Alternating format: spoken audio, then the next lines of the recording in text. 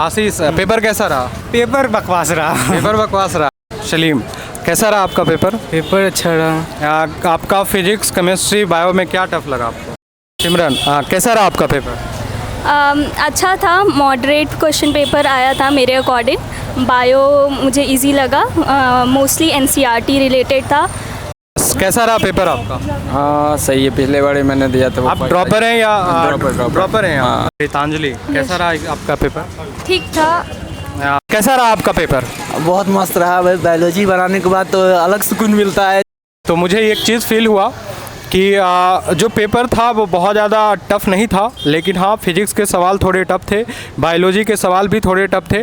But इसमें हम इतना ज़रूर कहेंगे कि जो बच्चे ने अच्छे से पढ़ाई कर रखा है रेगुलरली, अगर 8 से 10 घंटे की पढ़ाई अगर वो कर रखे हैं तो उनका रिज़ल्ट बिल्कुल होगा। तो एक मिनट बस। स्टेटमेंट वाइज और रीजनल सेशन बहुत ही ज़्यादा था। ओके, अपना नाम बता दीजिए। आशीष कुमार। आशीष, पेपर कैसा रहा? पेपर बकवास रहा। पेपर बकवास रहा। आप ड्रॉपर हैं कि फ्रेशर? प्रेशर ही है। फ्रेशर हैं। 12th को और नेट को कैसे मैनेज किया था? वो थोड़ा मुश्किल था। थोड़ा मुश्किल था, है ना? फोकस कम किए थे। नीट पे कम किए थे। Okay, thank you. क्या नाम है आपका? प्रीतांजलि। प्रीतांजलि, कैसा रहा आपका पेपर? ठीक था। फिजिक्स और केमिस्ट्री और बायो में बता सकते हैं कि कैसा रहा? बायो में इजी था लेकिन लेंदी था, और फिजिक्स हमको थोड़ा टफ लगता तो मेरे लिए टफ था, और केमिस्ट्री भी मॉडरेट था। कहाँ से? 12th के पार्ट से ज़्यादा क्वेश्चन थे या 11th के पार्ट से? 12th से ज़्यादा पार्ट से क्वेश्चन थे। तो आपने 12th पे बेहतर आपका प्रिपरेशन था या फिर आपका 11th? ठीक था मेरा 12th। आप ड्रॉपर हैं या नहीं, फ्रेशर है। आप फ्रेशर हैं, तो आपके लिए फर्स्ट टाइम था। हाँ, तो कैसा एक्सपीरियंस रहा फर्स्ट टाइम? बहुत अच्छा था। बहुत अच्छा रहा। चलिए, गुड लक। थैंक यू ठीक है, सर। ओके। सलीम। सलीम, कैसा रहा आपका पेपर? पेपर अच्छा रहा। आपका फिजिक्स, केमिस्ट्री, बायो में क्या टफ लगा आपको? मतलब टफ तो थोड़ा सा, और मतलब ऑर्गेनिक केमिस्ट्री हमको लगा वैसे। ऑर्गेनिक आपको टफ लगा। फिजिक्स कैसा था? फिजिक्स सही था, फार्मूला बेस्ड था और मतलब आसान था। फिजिक्स फार्मूला बेस्ड था। आप ड्रॉपर हैं या फ्रेशर हैं?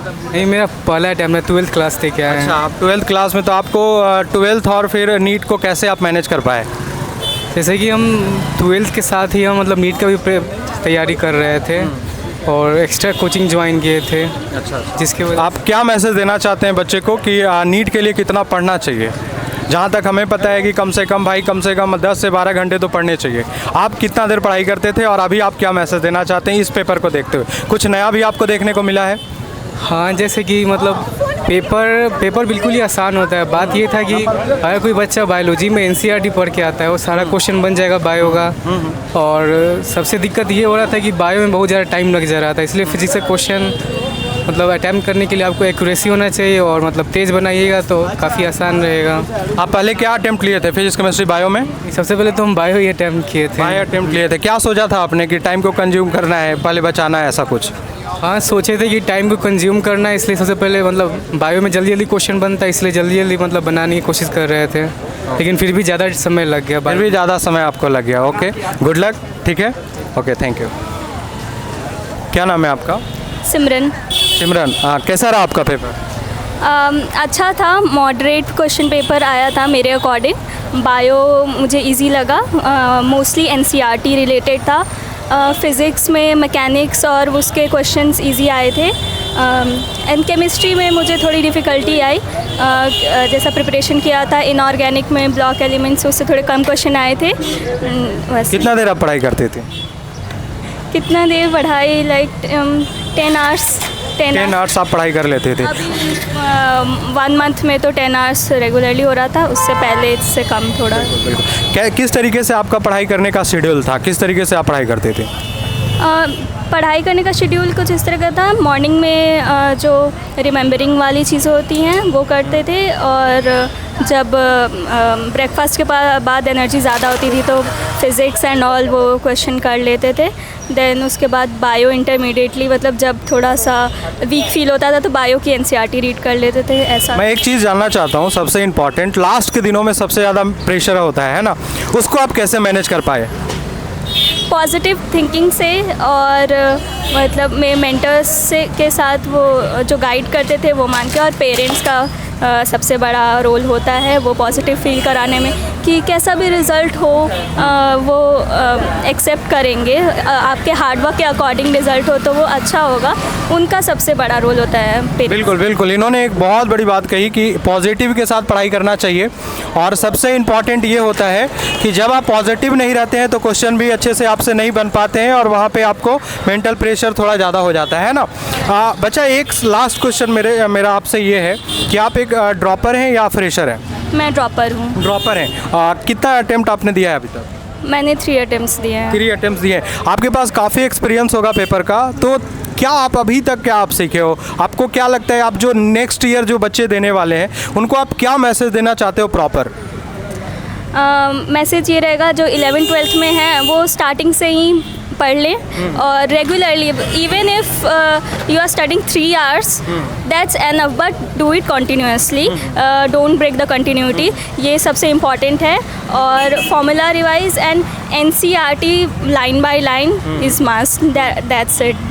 अक्सर नीट वाले को मैंने देखा है फिजिक्स से डरते हुए, ठीक है। मैं एक मैथ्स का टीचर हूँ, ठीक है ना, और एक्चुअली क्या है कि मैं MCM इंस्टीट्यूट से हूँ, और इम्पॉर्टेंट ये होता है कि फिजिक्स में लोगों को डर लगता है, और उसका सबसे बड़ा वजह तो मैथ्स ही रहता है, बिकॉज की फिजिक्स जो है मैथमेटिक्स का लैंग्वेज है। आप किस तरीके से फिजिक्स को मैनेज कर पाए? मेरे लिए फ़िज़िक्स इजी तब होता है जब मतलब मैं सारे सब्जेक्ट में विजुअलाइजेशन कर लेती हूँ, तो वो चीज़ मेरे लिए इजी हो जाता है। तो मैकेनिक्स में और इसमें थोड़ा सा विजुअलाइजेशन करना इजी होता है, तो वो मुझे ठीक लगता है। और केमिस्ट्री में जो होता है वो उतना विजुअलाइज नहीं कर पाते हैं, तो ये है मेरे अंडरस्टैंडिंग का तरीका है कि विजुअलाइज अंडरस्टैंडिंग करके करे तो क्वेश्चन ईजिली। बिल्कुल, फिजिक्स जो है विजुअलाइजेशन का चीज़ है, और उसको आप अच्छे से अगर फील कर लेते हैं तो क्वेश्चन इजीली बन जाते हैं, है ना। चलिए, लास्टली आप क्या मैसेज देना चाहेंगे नेक्स्ट ईयर के बच्चों को? आई वुड लाइक टू से कि स्टडी रेगुलरली एंड मन से पढ़ाई करो, देन आपका सही में हो जाएगा, इजीली हो जाएगा। बिल्कुल, थैंक यू सिमरन, और बहुत अच्छा लगा आपसे बात करके, और होपफुली कि आपका रिजल्ट बेहतर हो, ठीक है। चलिए, ओके। क्या नाम है आपका? यश चौधरी। यस, कैसा रहा पेपर आपका? हाँ सही है, पिछले बार ही मैंने दिया था वो। आप ड्रॉपर हैं या ड्रॉपर हैं? हाँ। कितना अटेम्प्ट आप दे रहे हैं? ये सेकंड अटेम्प्ट है। सेकंड अटेम्प्ट है आपका। क्या टफ लगा आपको? कुछ भी नहीं। कुछ भी नहीं, सब अजीज था।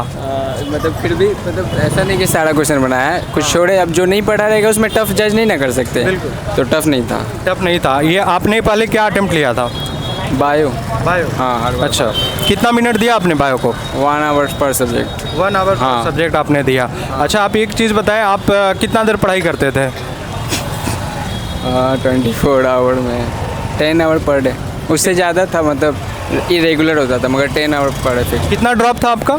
ये सेकंड, मतलब ये सेकंड अटेम्प्ट है। पिछले बार ऐसे ही पेपर लेवल देखने के लिए, वो पिछले बार क्या होता, मेरा हेल्थ स्टेटस सही नहीं था, हर्निया का ऑपरेशन होता एग्ज़ाम के पहले, तो देने लायक हो गए तो हम दे दिए पेपर लेवल देखने के। तो हम अपना फर्स्ट अटेम्प्ट इसी को मानते हैं, मगर पिछले बार पेपर लेवल देख लिए थे, तो पेपर लेवल हमको नहीं लगता हार्ड। फिजिक्स कैसा लगा आपको? फिजिक्स का आसान था। क्या 12th का वेटेज ज़्यादा था या 11th का? 12th का वेटेज ज़्यादा था। फिर भी आप नेक्स्ट जो एग्ज़ाम नेक्स्ट ईयर जो देने वाले बच्चे हैं उनको आप क्या मैसेज देना चाहेंगे?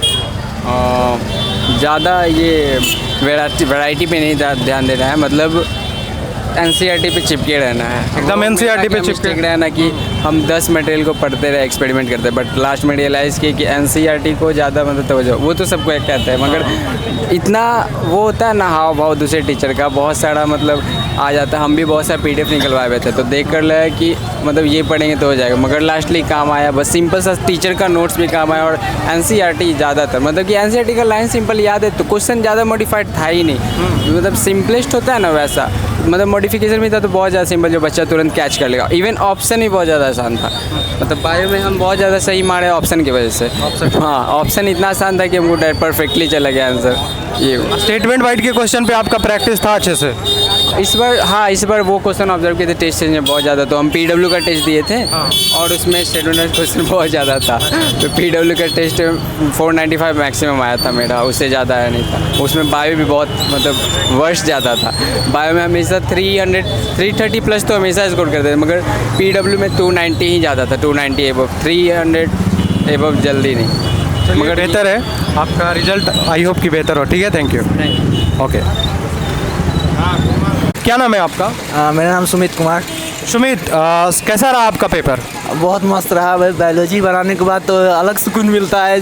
क्या बायोलॉजी बनाने के बाद अगर अलग सुकून मिलता है। तो फास्ट बन जाता है तो टाइम मिल जाता है और लगता है कि अब आगे इधर संभाल लेंगे, अब तो हो गया। पहले क्या अटेम्प्ट लिए थे आप? फिजिक्स, केमिस्ट्री, बायोलॉजी में पहले क्या? बायो में भी जोलॉजी, उसके बाद फिर बॉटनी, फिर उसके बाद केमिस्ट्री बनाए। केमिस्ट्री भी इस बार स्टेटमेंट बेस ज़्यादा आया, तो मतलब कि न्यूमेरिकल्स थोड़ा कम ही था, तो अच्छा लग रहा था मैंने। अच्छा लग रहा था। स्टेटमेंट वाइड के क्वेश्चन के लिए आप पहले से प्रैक्टिस किए थे या फिर अचानक? बहुत वो मॉक टेस्ट और ये टेस्ट सीरीज दिए थे ना, तो उसके टेस्ट दे रहे तो वही सारे क्वेश्चन टेस्ट के हिसाब से ही आया था, तो उसके बाद उसी में से था, तो बनाने के बाद सारा एनसीईआरटी तो बहुत मस्त, मतलब एनसीईआरटी जो पढ़ लिए आया था उसका आउटसाइड केमिस्ट्री का भी बता रहे हैं। एनसीईआरटी पर क्या है उससे केमिस्ट्री का भी हो जाएगा। बहुत मस्त ऐसा ही था। चलिए बढ़िया। ये था नीट का। जो मैंने बच्चों से बात किया तो मुझे एक चीज़ फील हुआ कि जो पेपर था वो बहुत ज़्यादा टफ़ नहीं था, लेकिन हाँ फिजिक्स के सवाल थोड़े टफ थे, बायोलॉजी के सवाल भी थोड़े टफ थे।